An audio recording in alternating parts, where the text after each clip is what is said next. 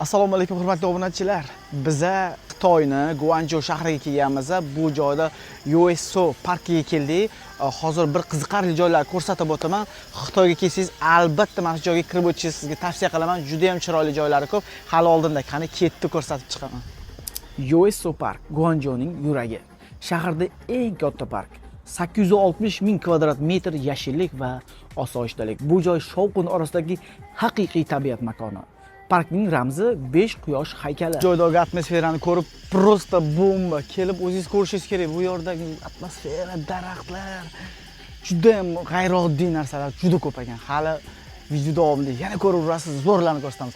Ketdi, kelinglar. Afsonaga ko'ra, osmonda tushgan abadiylar, qo'ylar ustidan kelib, shaharga baraka va omad olib kelgan. Bu yerda qadimiy Jinxuy minorasi bor. 1380-yilda qurilgan. Hozirda bu muzey yuqorida butun shahar manzarasi ko'rinadi.